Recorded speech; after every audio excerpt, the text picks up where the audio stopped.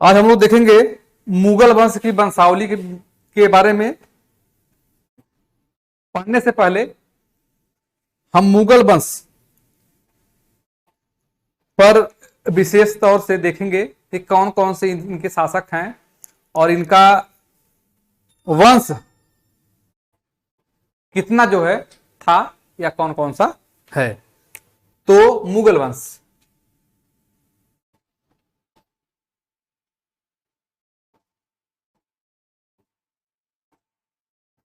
मुगल वंश में पहला संस्थापक है बाबर।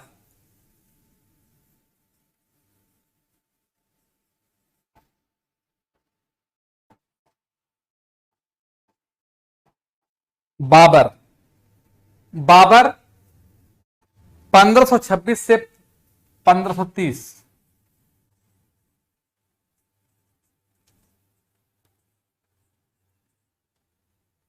1526 से 1530 ईस्वी।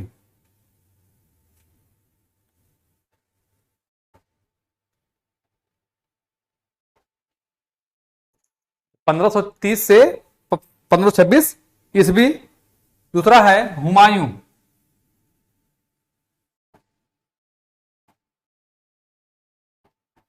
हुमायूं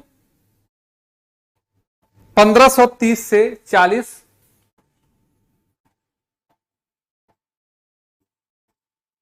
फिर 1555 से 1556। फिर अकबर।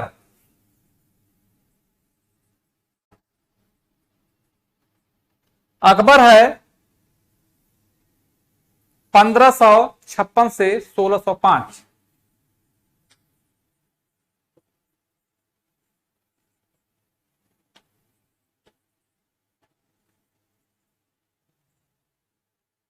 अकबर के बाद है जहांगीर।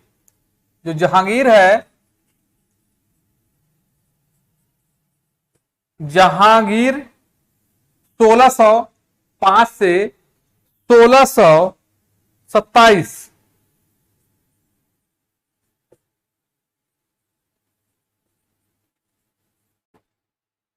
जहांगीर के बाद आता है शाहजहां।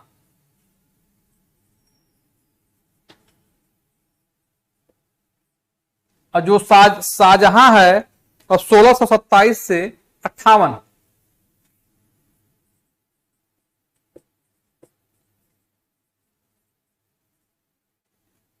और शाहजहां के बाद आता है औरंगजेब।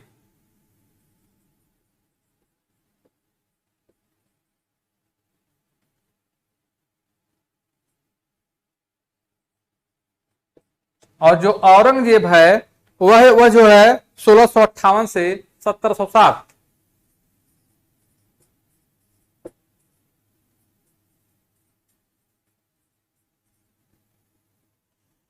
और फिर है बहादुर शाह फर्स्ट।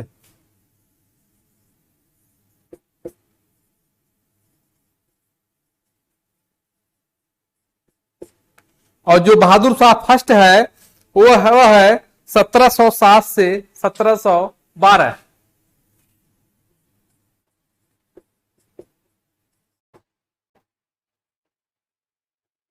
और बहादुर शाह फर्स्ट के बाद है जहांदार शाह।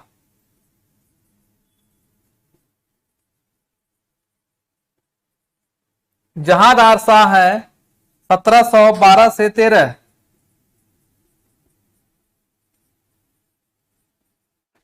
और फिर जहांदार शाह के बाद है फर्रुखसियर।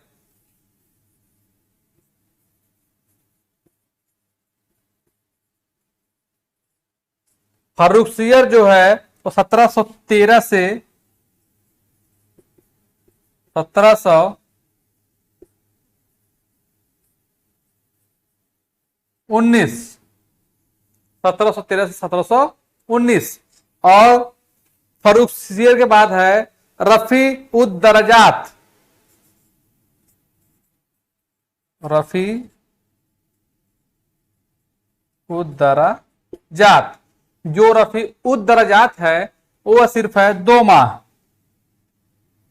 2 माह। और फिर है रफी उद दौला,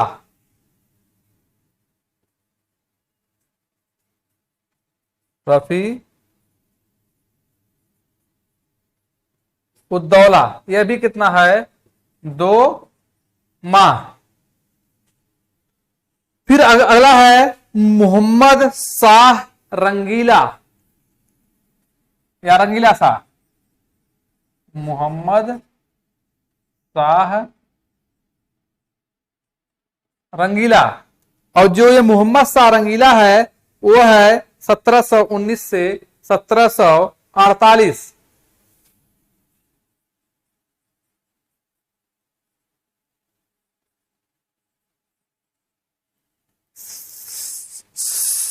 जो 1719 से 1748 ईस्वी तक था, कौन, मोहम्मद शाह रंगीला। और फिर आपका है जो है अहमद शाह, अहमद शाह 48 से 54।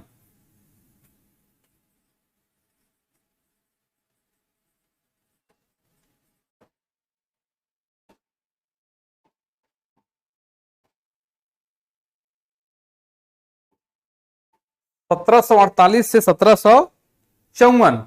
और फिर है आपका आलमगीर सेकेंड,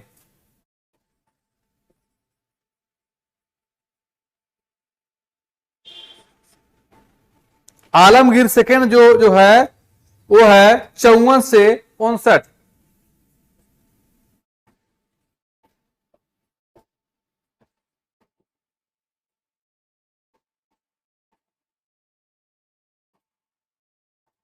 आलमगीर सेकेंड जो है वो आपका है 54 से 59।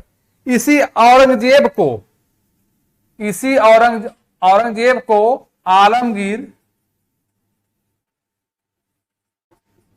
फर्स्ट भी कहते हैं। तो यहां पर जो है कंफ्यूज मत करिए कि आलमगीर सेकेंड यहां तो फर्स्ट कौन है, यही औरंगजेब को आलमगीर सेकेंड के नाम से भी जाना जाता है। अगला है आपका शाह आलम सेकेंड,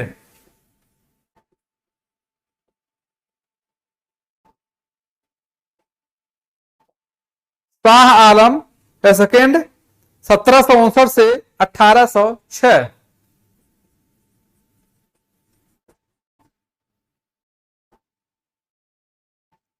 और शाह आलम के बाद आपका है अकबर सेकेंड,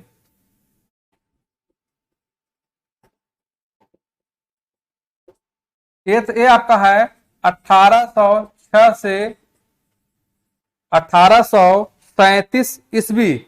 और अंतिम है बहादुर शाह जफर या सेकेंड,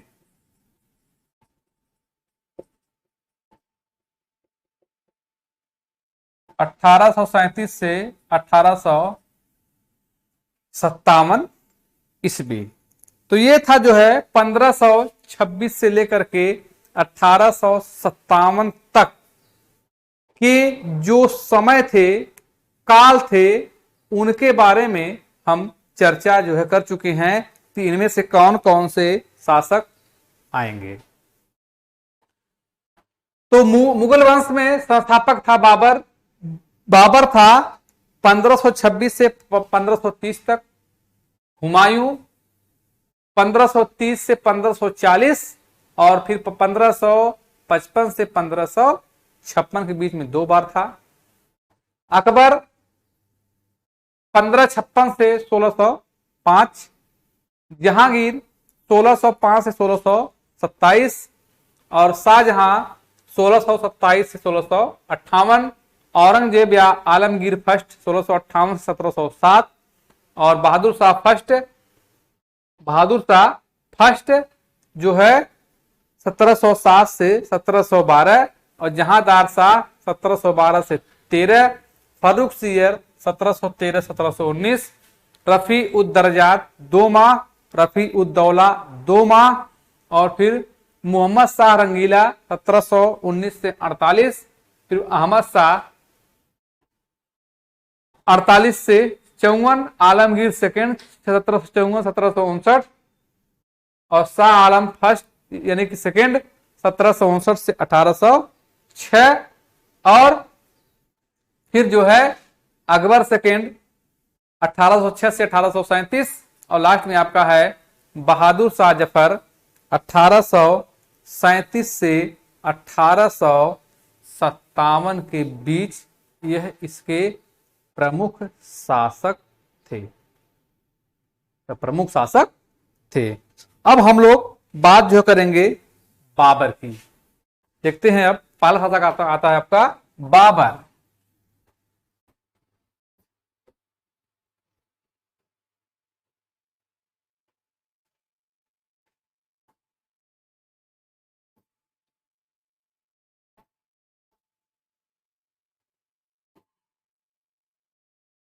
बाबर हम देखेंगे बाबर को। बाबर शासनकाल 1526 से 1530,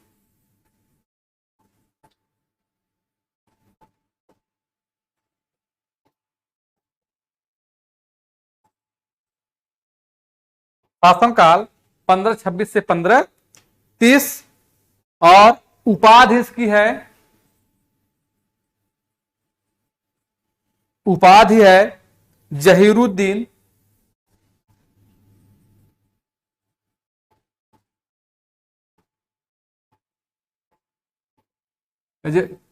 उपाधि इसकी है जहीरुद्दीन बादशाह गाजी कलंदर।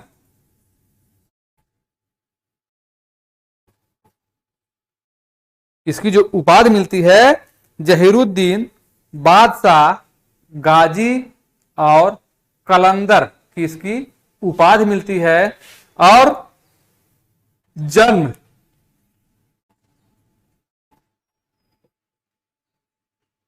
14 फरवरी 1483,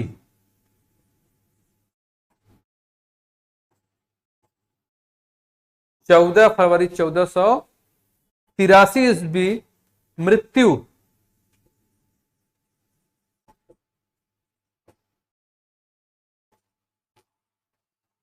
1530 ईस्वी, 1530 ईस्वी। इसके बाद जन्मस्थान फरगना,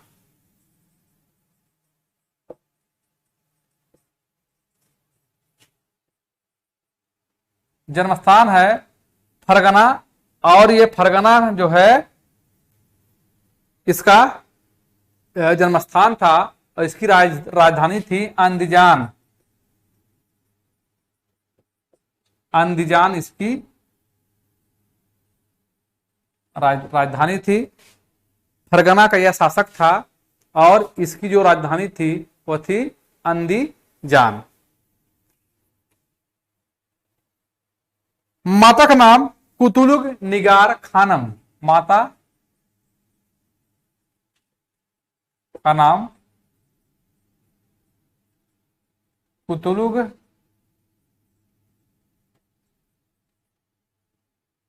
निगार खानम। पिता का नाम उमर शेख मिर्जा।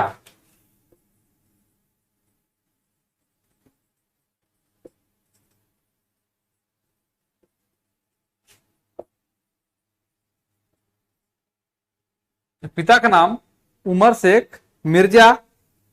पुत्र कौन कौन थे? पुत्र हैं हुमायूं, कामरान, हिंदाल, अस्करी।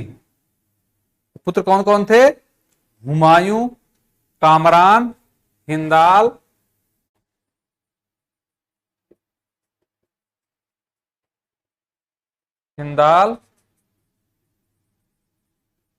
अस्करी। पुत्री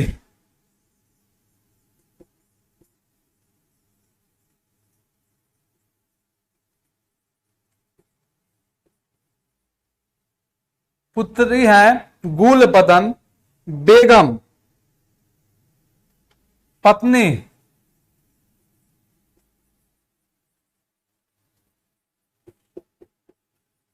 माहम बेगम, वंश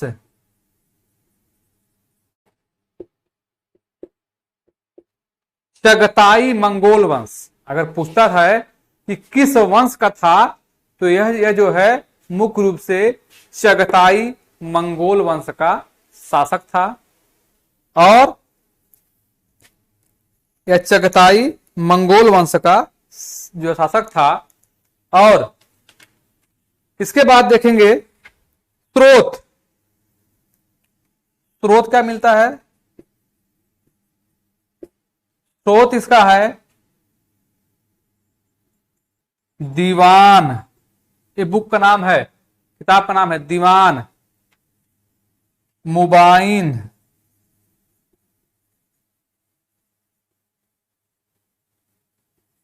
खत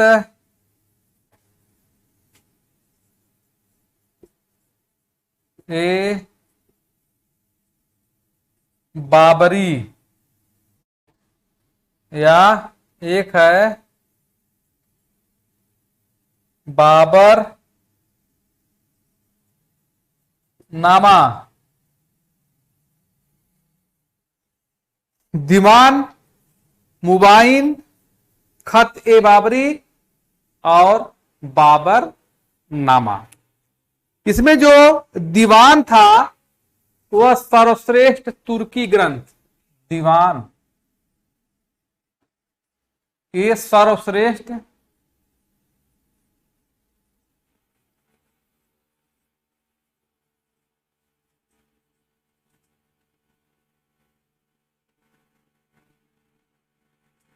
तुर्की ग्रंथ था।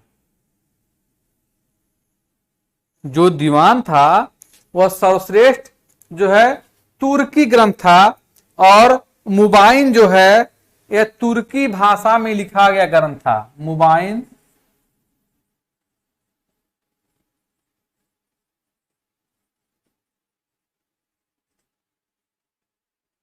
लिखा गया ग्रंथ था। दीवान जो था वह सर्वश्रेष्ठ जो है तुर्की ग्रंथ था।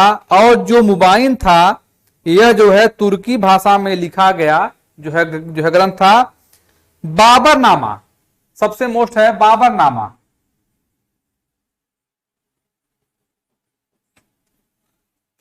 बाबरनामा जो था यह तुर्की भाषा में लिखा गया सर्वश्रेष्ठ साहित्य का ग्रंथ था।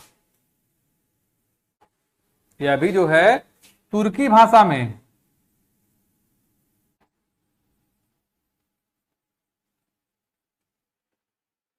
लिखा गया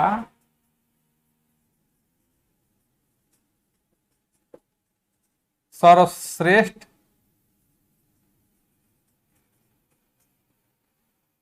जो ग्रंथ है। और यह विश्व के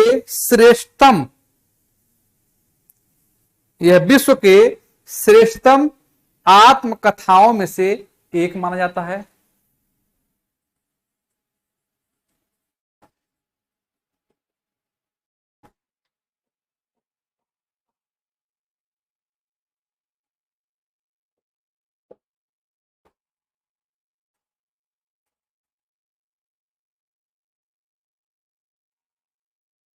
यह विश्व के श्रेष्ठतम आत्मकथाओं में से एक माना जाता है। इसमें जो है बाबर के फरगना के 11वें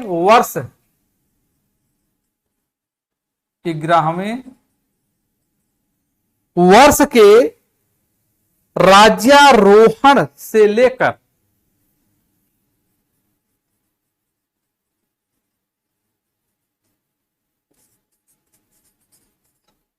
राज्यारोहण से लेकर 1529 में घाघरा के युद्ध के इतिहास का उल्लेख है। 1529 में घाघरा के युद्ध के इतिहास का उल्लेख मिल जाता है।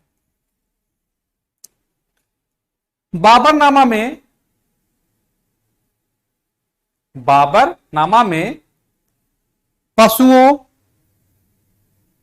पक्षियों, नदियों, पहाड़ों, झीलों, झरनों, प्राकृतिक दृश्य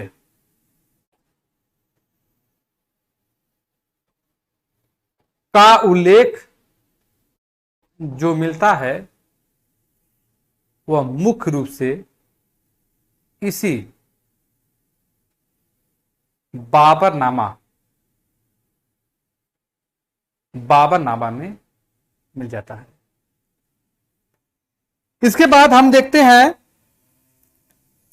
कि तारीखी जो दूसरा और भी जो है स्रोत हैं, इसके अलावा है इसके जो स्रोत के रूप में तारीख ए रसीदी, लेखक हैं मिर्जा हैदर दोलगत। दूसरा है हबीब उस सियार, इसके लेखक हैं खोंद मीर। और तीसरा है जो है हुमायूं नामा, सबसे मोस्ट चीज है हुमायूं नामा। और जो हुमायूं नामा है इसके लेखक हैं गुलबदन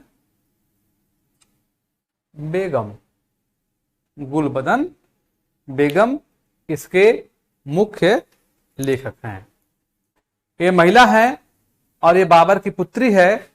यह जो है हुमायूं नामा लिखती है और यह इसके एक स्रोत के रूप में सबसे बड़ी उपलब्धि के रूप में शामिल जो है इसको जो किया जाता है। और ये आपका है कौन सा, हुमायूं नामा, और जिसके लेखक हैं गुलबदन बेगम।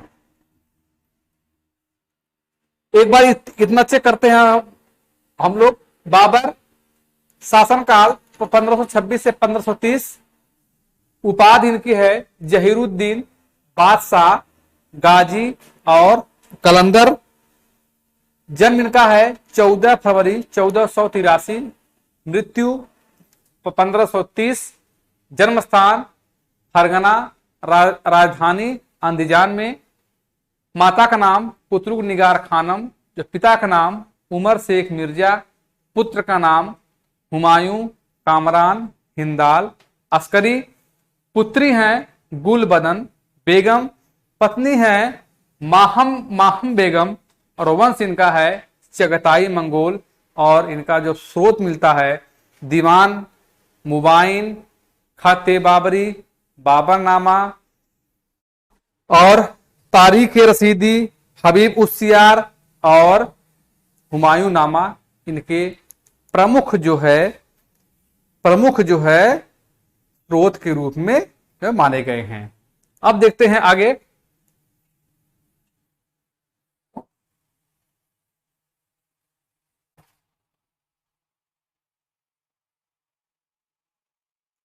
उपलब्धियां।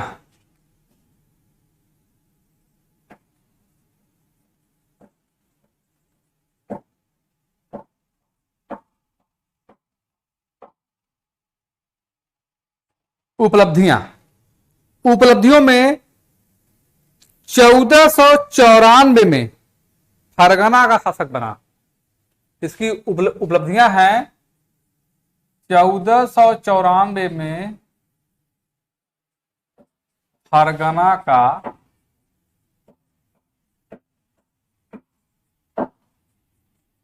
शासक बना 11 वर्ष की अवस्था में। 1507 में बादशाह की उपाधि धारण की। 1507 में बादशाह की उपाधि धारण की।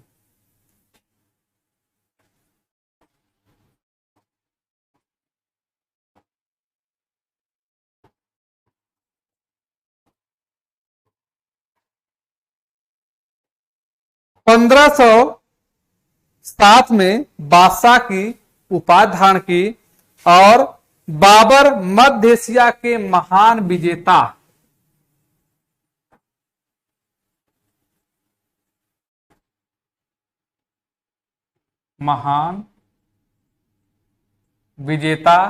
शैबानी खां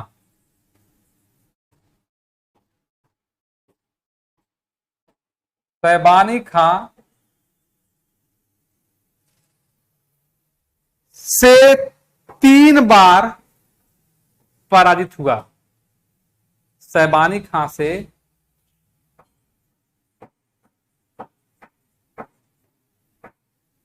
3 बार पराजित हुआ और 3 बार पराजित होने के बाद वह शैबानी खां से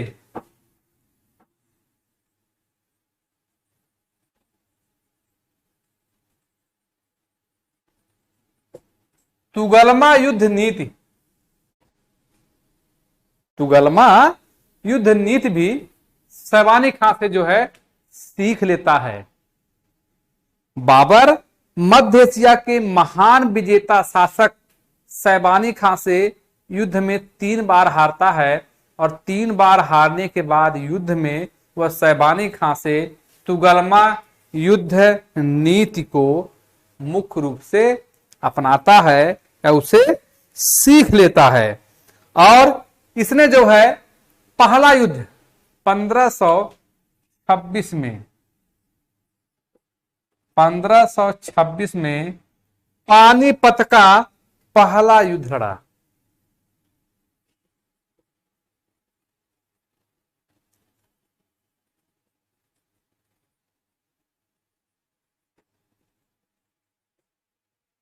पानीपत का पहला युद्ध 1530 में लड़ता है और सॉरी जो है 1526 ईस्वी में लड़ता है।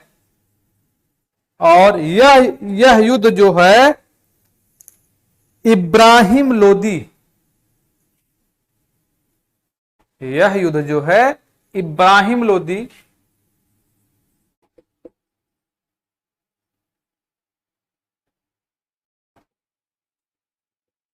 और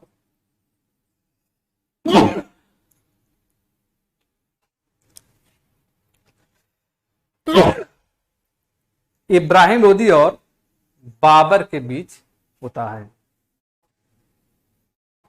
यह युद्ध पानीपत का पहला युद्ध 1526 में होता है और इस युद्ध में बाबर और इब्राहिम लोदी के बीच यह युद्ध चलता है और इस युद्ध में इब्राहिम लोदी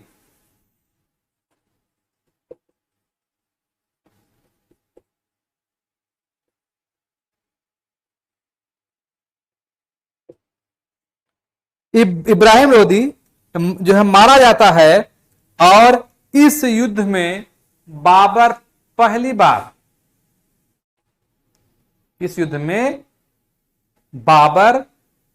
बार शैबानी खां से प्राप्त तुगलमा युद्ध नीति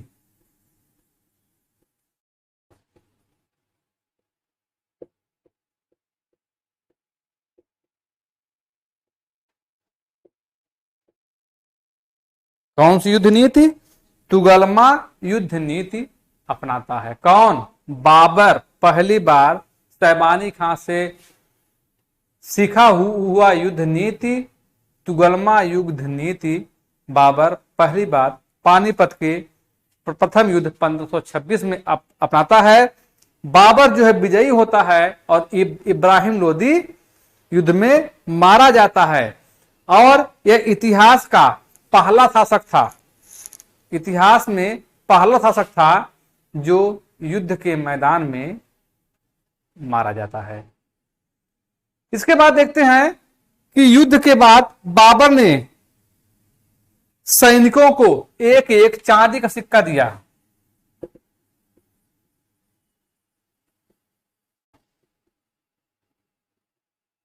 और सैनिकों ने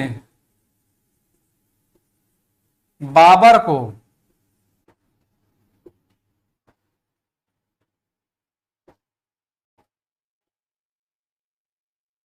कलंदर की उपाधि प्रदान की। बाबर को कलंदर की उपाधि प्रदान की।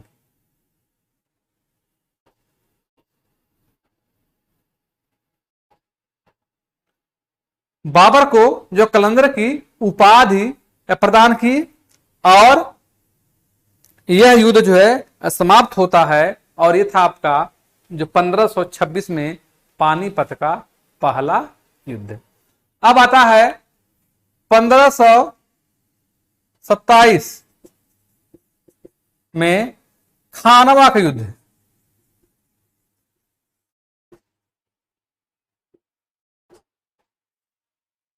खानवा का युद्ध जो है यह मुख्य रूप से बाबर और राणा सांगा के बीच लड़ा गया था। बाबर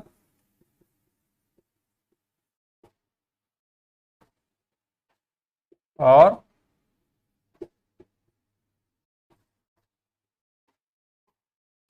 राणा सांगा के बीच हुआ था। और इस युद्ध में जो है बाबर विजयी हुआ। इस युद्ध में बाबर जो है विजयी हुआ, और बाबर जो है गाजी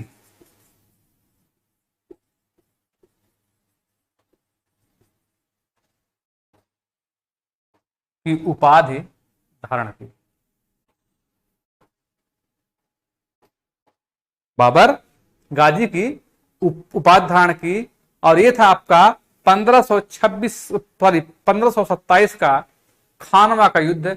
खानवा का युद्ध मुख्य रूप से बाबर और राणा सांगा के बीच जो है लड़ा गया था। इस युद्ध में बाबर जो है विजयी होता है, और बाबर जो है विजय के परिणाम स्वरूप या विजय के बाद गाजी की उपाधि धारण करता है।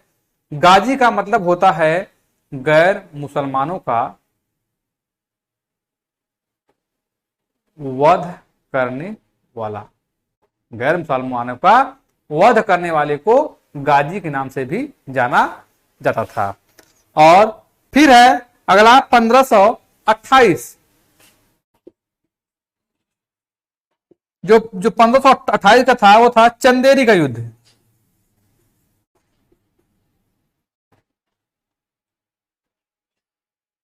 पंद्रह सौ अट्ठाईस पहले इतना समझ लेते हैं, फिर उसके बाद फिर देखेंगे। तो जो बाबर की उपलब्धियां थी वो 1494 में फरगना का शासक बना 11 वर्ष की अवस्था में। जो 1507 में बादशाह की उपाधि धारण की, और मध्य एशिया के महान विजेता सैबानी खां से 3 बार हारने के बाद बाबर तुगलमा युद्ध नीति को अपनाता है, और उसी नीति पर यह जो है चलता रहता है।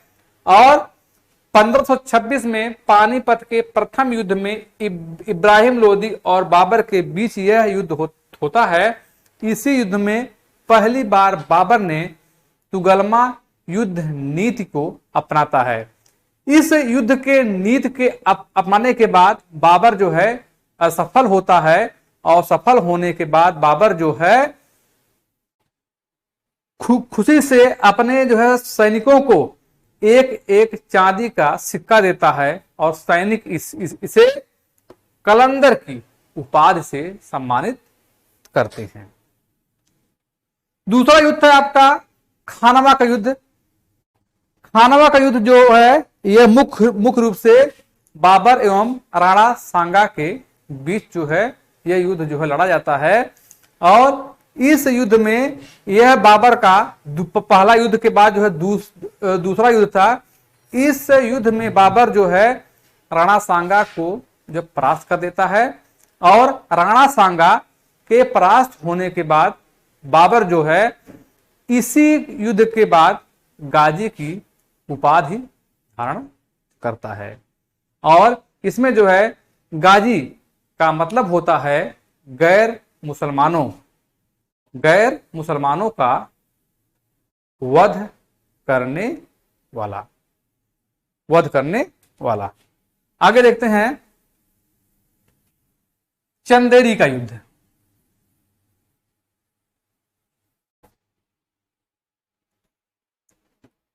चंदेरी का युद्ध,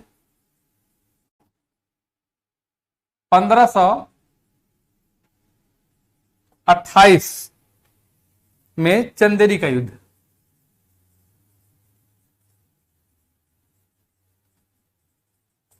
यह युद्ध चंदेरी के शासक मेदिनी राय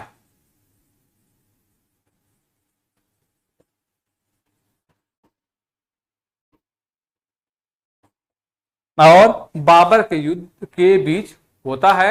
यह युद्ध है मेदिनी राय, चंदेरी के शासक मेदिनी राय और बाबर के बीच होता है।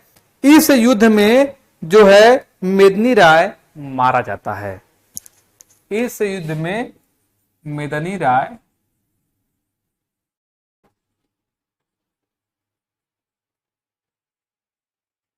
मारा जाता है। जब मेदिनी राय मारा जाता है तो बाबर पुनः दूसरी बार फिर से गाजी की उपाधि धारण करता है।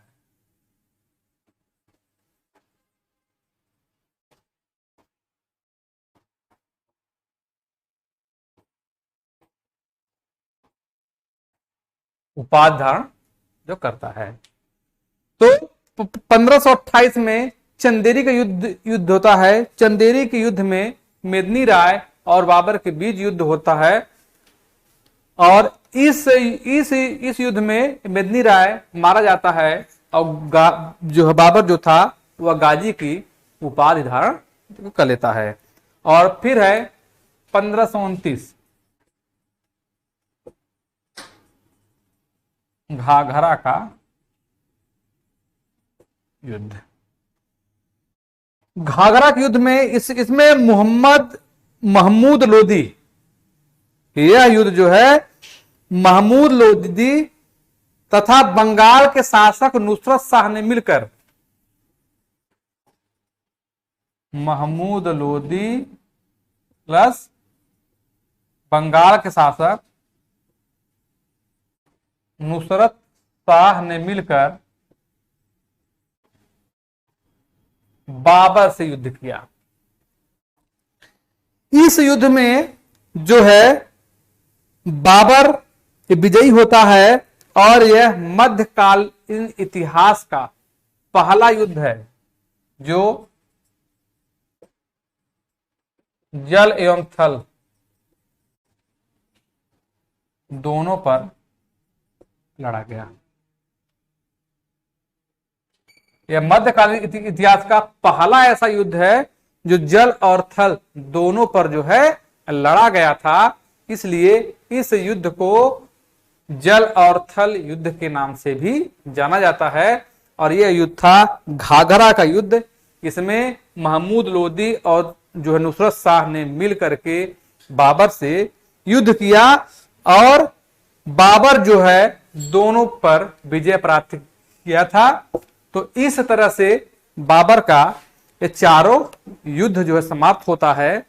देख लेते हैं जो तीसरा युद्ध था आपका जो है चंदेरी का युद्ध था। इसमें जो है मेदिनी राय और बाबर के बीच होता है। बाबर इसमें विजयी होता है, मेदिनी राय मारा जाता है और बाबर गाजी की उपाधि धारण करता है। जब 1529 में घाघरा के युद्ध, इसमें महमूद लोदी और जो है नुसरत शाह मिलकर युद्ध जो करते हैं बाबर से, बाबर जो है विजयी रहता है और यह इतिहास का पहला युद्ध है जो जल और थल दोनों पे लड़ा गया था। इसके जो है स्रोत रूप में था आपका दीवान, जो दीवान था और सबसे सर्वश्रेष्ठ तुर्की का जो है ग्रंथ था। मुबाइन जो था यह तुर्की भाषा में लिखा गया जो है ग्रंथ था। बाबरनामा जो तुर्की भाषा में लिखा गया जो है ग्रंथ था। यह सर्वश्रेष्ठ ग्रंथ था और विश्व के सर्वश्रेष्ठ आत्मकथाओं में से एक है। इसमें 11वें बाबर के 11वें वर्ष के राज्यारोहण से लेकर के 1529 यानी घाघरा के युद्ध तक का उल्लेख मिलता है और इसमें नदियों, नहरों, पहाड़ों, पशुओं, पक्षियों या जो है प्रकृति का उल्लेख मिलता है। अब बाबर के कुछ पॉइंट अभी जो बाकी हैं इसकी चर्चा हम अगले वीडियो में करेंगे।